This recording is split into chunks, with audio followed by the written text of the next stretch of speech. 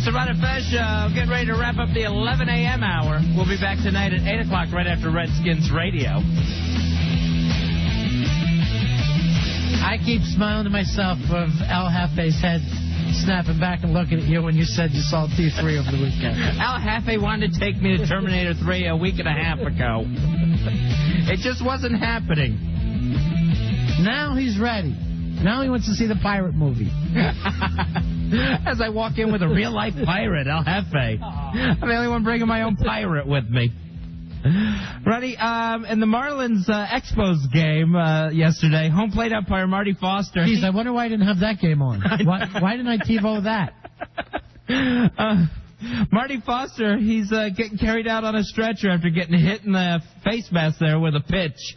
I don't know what's happening with baseball anymore, where there's so many injuries off of line drives, pitches. Everybody's going to the hospital in baseball. It used to be a no-contact sport. Yeah, it is so dangerous now. And also yesterday, they took some kid out screaming. I think that might have been the Yankees game. I'm not sure. The Yankees-Blue Jays game. He took a foul ball into the skull. Is this in steroids? Is it steroids? The guys are so strong that anybody who hits a foul kills anybody that's watching? If you're a fan and you're showing up for a baseball game, just be prepared to play. Because you are in the game now. These aren't stadiums. These are battle domes. Everybody should show up in a catcher's mask. It's like they're actually aiming cannons at the fans, and people are going out left and right from broken bats and everything else. Everybody used to be really, really happy when they hit a ball into the stands. No more. Now you literally see people diving. You could be killed. It's like a grenade getting launched out there. It used to be NASCAR was the only sport that you could really be killed. Oh, yeah, when a big hunk of tire tread would come careening over the fence. It would always be that tire that they would show in slow motion and just take out Section F. Yeah, because it'd be so long and you just see it wrap around a row of people and just knock them right in the head as they go out. Now, also, Ronnie, Major League Baseball, they're saying that the All-Star deadline for what to do with the Expos, they're not going to make that deadline. They wanted to announce by the All-Star game where Montreal was going. Well, not the city, but the team. Yeah, Montreal will stay. But the Expos will leave. Whether it's going to be Puerto Rico or D.C. or what, or just stay there in Montreal, right? Right. So they think actually that they want to try to get it done by Labor Day now. That's the new deadline they set for themselves. Now, if it doesn't happen, if they don't decide whether it's going to be, Northern Virginia, Portland, or Puerto Rico, they think next season all of the Expos home games, all 81 games, are going to be played in Rico. So they got the team. That's what it sounds like. Even if it's for a year, you're getting the team. It's unbelievable. So I think they played like 22 home games in Puerto Rico this season. And they may play the whole home schedule there next year. I went to a baseball game in Puerto Rico one time, just a regular league. They were serving rum and cokes at the game. And the people, it was like two different towns, they each had flags and were singing like it was a soccer game.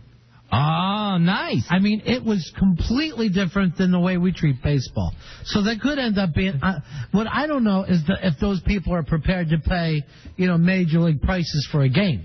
When you're going to see those really good baseball playing, it's been going on in Puerto Rico forever. Now you want to turn around and spend $65 a head on it? I don't know. Yeah, are the natives there going to have the money to show up? Why are they called natives, Fez? I noticed they're native Puerto Ricans. You don't do it anywhere else. They're islanders. You don't do it anywhere else but Puerto Rico. They're the island boys. Suddenly now they're Indians and they got feathers in their hair and they're waiting for Columbus to show up. There's nothing wrong with calling them natives. All right, Ronnie, my obsession... Oh, wait a minute. Speaking of this, before we get into your obsession, and you know how Savage got in trouble last week, and we're all trying to be more and more politically correct. Did anybody see this show that Fox ran last night called Banzai?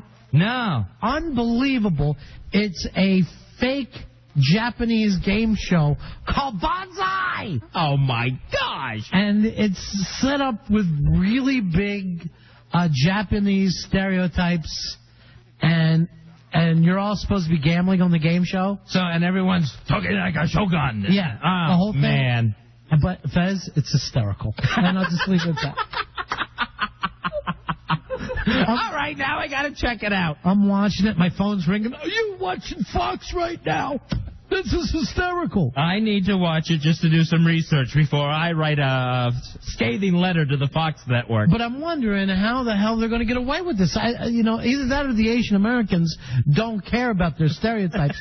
But, if this was like an actual Japanese show, because they do crazy game shows. Right. But if it's just white people pretending this is the way Japanese people act, I don't see how they're going to get it over. This is our answer to anime. This is our backlash, the way they draw American kids with their big giant eyeballs. Yeah. This is our backlash. We're finally getting them back. And I'm telling you, I was laughing watching the show. They did a thing where it was like a one-legged soccer player shot at a one-armed goalie. And you bet on who was going to win. How many balloons could make a chicken go up in the air? And I'm going, why hasn't J-Dubs written any of this stuff? This is the kind of stuff he should be doing for us. This is a bonsai. This is El Jefe's hideout. Now, they just rescued a chicken the other day, a couple weeks ago. It was taken from the show, from the show. So already they got their own little jackass thing of they're already going, don't try this at home. All right, bonsai. Now I got to definitely check it out. It was on in the middle of two Simpsons. It was the greatest night of my life. Fox, finally. Some quality entertainment. Ronnie, I was mentioning my obsession, Ashton Kutcher. Oh, yeah, you love him. I don't love him. He's my villain. He's my super villain. He's the Joker to my Batman. So he's like the Joker to your George Clooney. Okay, go ahead. I hate George Clooney, too. Now, he says he may have to sue a British newspaper unless they give him an apology and a retraction for making up a quote from him about Demi Moore that he claims he never said. All right, what was the quote? The quote was, I was in love with her when I was 10. Now it's great. I'm effing her. I think he said it. Ashton, if you didn't say it, you should have. That's the perfect kind of line. You're only not saying what we're all thinking. All right, so Ashton's upset about this. Ashton is very upset about this, and he's demanding that they say, you know what, the kid never said that, and take it back. Look who can't take it when he gets punked. Yeah. Now it's not so funny. Yeah, it's hysterical when you're doing it to anyone else. Yeah. You get punked in a British tabloid, the Evening Standard, like it's even a real newspaper, and now you can't take it. And again, would any of us here in America have heard that line without you doing it? You know that he must have got called from this chick. Oh, yeah. I'm effing her.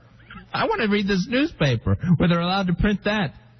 He ought to check and see if the quote came from Justin Timberlake or Kelly Osbourne or Mandy Moore, someone who's getting them back for being punked. What a tough crowd he hangs out with, huh? Oh, yeah, they're a gang. Yeah. Watch out. I hear they're all getting matching jackets. Look out. And, Ronnie, today in France, big holiday. Today is Bastille Day. Ah, Bastille Day. Why are we here? Shouldn't we have today off? Yeah. Are we the only people working on Bastille Day? Well, somebody's going to, in this business, somebody's going to keep the store open, Fezzy, so in case people need their Bastille products late in the day. So later on, I'm just going to go lay some flowers on Dino Bravo's grave. Beautiful. To celebrate Bastille Day. J-Dubs is in the other room, or else he'd be cracking up. Actually, Dino Bravo may even be before his time. Maybe Frenchie Martin might bring him out of his coma. Or what do they call themselves? La Resistance. Yeah, is that getting over at all? I don't think so. They're about as popular as the Rougeau brothers. I think they are the Rougeau brothers in New Berets. I used to be a fan of the Rougeau brothers, so I wish they would come back. Yeah, I called them the Freedom Brothers. And, Ronnie, this is nice to report. Another controversy already on the Big Brother set on CBS. I'm already a Big Brother fan this year.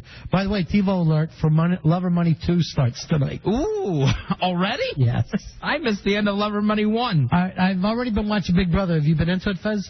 I watched the first episode. That was all I was able to catch, and then my TV got packed. With the X Factor. We bring back their exes and make them live together. It's the X Factor. So it's the house guests plus 5 of their exes? I thought it was 4, but I might be wrong. Yeah, because it's 13 people altogether. So 4 exes. Well, now they're down to 12 because one of the guys, Scott Weintraub, he has been asked to leave the house 5 days into this new season. Scott is the guy who wears the tight hat all the time, right? Right, yeah. He's the guy. He's the bald guy that always wears the cap. Yeah. So he apparently had a tantrum, was throwing chairs across the kitchen. The other housemates go to the producers and say, you know what, we feel a little threatened here. They try to call him into the diary room so they could talk to him. He doesn't want to go in there. He eventually apologizes to the other house guests. He's getting kicked off the show. And then he explained to everyone on the show, Ronnie, that his rage was brought on by a past outbreak of genital warts. So that's what had him so upset, his outbreak with genital warts. You know, we haven't even seen this yet, right? No, they said they're not sure if it's going to end up on the TV show. It did play over the 24-hour internet access. All right, yeah. You got to call AOL for broadband and ask them if we can get that 24-hour access, because when you watch Big Brother on there, you can see the house, and it's perfect for AOL for broadband, and they're naked a lot of the time. Yeah, and so this tantrum was caught on there. And then we'll be able to see whether he does have genital warts or not. We'll see if that's just some excuse. All right, so basically, the reason why he went so crazy is because he had genital warts. So I don't know, like he's one of the ones with an X in the house. Yeah, he has an X there. So I wonder if, she brought up his genital warts? Or how this came up, or did they just flare up and it made him cranky? Yeah, it does. It can make you crazy. This is what Bush is saying, the reason why he attacked Iraq. He said it was the old genital warts. So GW doesn't stand for George W? No, it's genital warts Bush. Oh. And, that's part of his thing. I had no idea. Yeah. Condoleezza Rice should have brought this up on Meet the Press. Where do you think he got it from? That's why they're not talking. Oh, not Lizzie. Yeah, and then she got it from Rumsfeld. Oh, God. And so on, and they told two friends, and they told two friends. So you can understand how this would happen, Fez. Oh, that's sad. Yeah. So congratulations. Scott Weintraub kicked out of Big Brother after only 5 days into the new house. Why don't we go ahead and name him the Ron and Fez Big Ass of the Day? All right, beautiful. Hey, wasn't Scott Weintraub, wasn't he the lead singer from Stone Temple Pilots? So things have not been going his way. All right, we're back at 8 o'clock tonight. Your chance to win big prizes. That's right. Your first chance of the week to win on the Ron and Fez show when we send you to the Big Ass Prize Closet. Tonight at 8, right after Redskins Radio. See you guys later.